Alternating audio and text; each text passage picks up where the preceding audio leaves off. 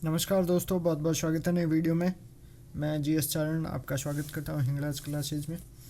ये वीडियोज़ में नई श्रृंखला शुरू कर रहा हूँ वीडियोज़ की, जिसमें मैं कंप्यूटर से रिलेटेड सारे सवाल कवर करने की कोशिश करूँगा जो भी अधीनस्थ बोर्ड ने आज तक पूछे हैं, या आपकी रीट मुख्य परीक्षा और जो भी अधीनस्थ बोर्ड द्वारा कंडक्ट जो भी एग्ज़ाम होते हैं उन सभी में काम आएंगी।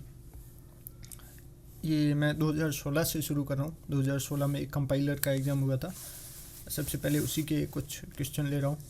उसके बाद 2017, 18, 19, 20, 21, 22, 23, 24, 25 इस तरह से क्रम से लूँगा मैं। और 2025 में बहुत सारे एग्ज़ाम हुए। मैं कोशिश करूँगा जल्दी इसको कवर करने की, ताकि आपको टाइम मिल सके इसको पढ़ने में, क्योंकि शायद जनवरी में एग्ज़ाम है 3rd ग्रेड का। यहाँ पे एक सवाल पूछा गया था कि 8 बिट्स कोड द्वारा प्रदान पैटर्न की संख्या क्या है। इसका एक फार्मूला होता है 2 की घात n, और यहाँ पे n की जगह पे ये संख्या अपन को डालनी होती है जितने बिट्स कोड का पूछा होता है। तो यहाँ पे 8 बिट्स का पूछा है तो 2 की घात n की जगह पे 8 डालेंगे तो 256 उत्तर आएगा। अगला सवाल है, इनमें से कौन सा मेल नहीं खाता है। ऑप्शन ए है माउस, कीबोर्ड, प्रिंटर। चौथा ऑप्शन है केंद्रीय संसाधन इकाई यानी कि CPU, सेंट्रल प्रोसेसिंग यूनिट। तो इसमें CPU अलग है, बाकी तीनों इनपुट आउटपुट डिवाइस है, जबकि CPU प्रोसेसिंग यूनिट होती है। अगला सवाल है, 1 टेराबाइट में शामिल है, यानी कि 1 TB के अंदर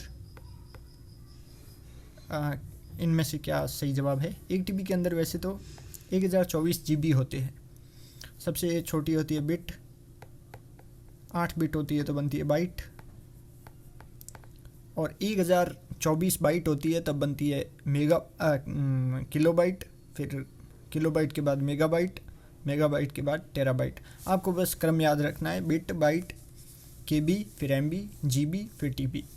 ये क्रम भी याद रखेंगे तो, क्योंकि इनमें संख्या ये सेम ही रहती है। 1024 बढ़ाते जाओ, जैसे 1024 KB हो गए तो 1 MB बन गया, 1024 MB हो गए तो 1 GB बन गया, 1024 GB हो गए तो 1 TB बन गया। इस तरह से स्टोरेज जो डिवाइसेज होते हैं उनको कैलकुलेट करने के लिए इसका यूज़ करते हैं। फिर है TCP का पूर्ण रूप है। यहाँ पे TCP की फुल फॉर्म पूछी है। TCP होता है ट्रांसमिशन कंट्रोल प्रोटोकॉल। यहाँ पे प्रोग्राम में तो ये नहीं होगा, ऑप्शन सी सही है, transmission control protocol, transmission control protocol. फिर है HTTP की फुल फॉर्म क्या है। HTTP की फुल फॉर्म होती है hyper text transfer protocol, hyper text transfer protocol. Option B सही है यहाँ पे, हाइपर टेक्स्ट ट्रांसफ़र प्रोटोकॉल। अगला सवाल है, होस्ट जिंदा है या नहीं की जांच करने के लिए इस्तेमाल किया जा सकता है वह कमांड लाइन यूटिलिटी कौन सी है। यहाँ पे कंप्यूटर में बहुत सारी कमांड लाइन यूटिलिटी होती है। ये थोड़ा एडवांस सवाल है, बेसिक में ये नहीं आता है। ये सारी यूटिलिटीज़ है वैसे तो, लेकिन कौन सी यूटिलिटी का प्रयोग अपन होस्ट जिंदा है या नहीं इसकी जांच के लिए करते हैं, वो है पिंग। टेलीनेट का उपयोग रिमोट किसी भी कंप्यूटर का रिमोट कंट्रोल या रिमोट से उसको मैनेज करने के लिए किया जाता है। IP कन्फिग IP के बारे में जानकारी देने के लिए होती है। और NTP का यूज किया जाता है नेटवर्क।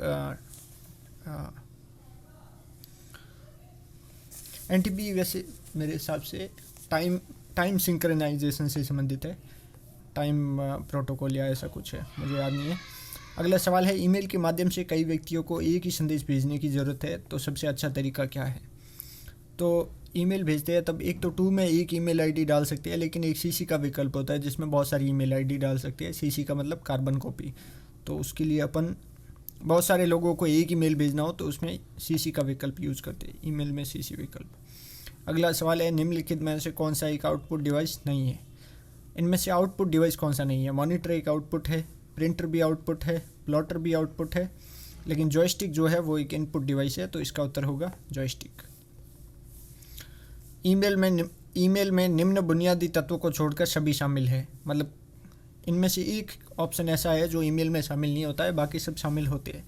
जैसे हेडर शामिल होता है, मैसेज जो भेजते हैं उसके लिए बॉडी या मैसेज शामिल होता है, हस्ताक्षर लास्ट में साइन वाला ऑप्शन भी शामिल होता है, लेकिन फूटर शामिल नहीं होता है, तो इसका उत्तर सही है ऑप्शन बी फूटर। फिर है शब्द पेंटियम से संबंधित है। पेंटियम करके एक मेरे हिसाब से सीरीज आती थी इंटेल की माइक्रो प्रोसेसर की, तो इसका सही जवाब है option B micro processor. Intel के पेंटियम शायद अभी भी आते हैं, मेरे हिसाब से बंद हो गए। एक सेलेरॉन सीरीज आती थी, एक पेंटियम आती थी। तो ये कुछ सवाल थे जो कंप्यूटर से रिलेटेड थे और अधीनस्थ बोर्ड के द्वारा पूछे गए थे। इसी तरह के और सवाल मैं आने वाली वीडियोज़ में अपलोड करूँगा और उसकी पूरी प्लेलिस्ट बना के आपको उपलब्ध करवा दूँगा। ये वीडियो देखने के लिए आपका बहुत बहुत धन्यवाद।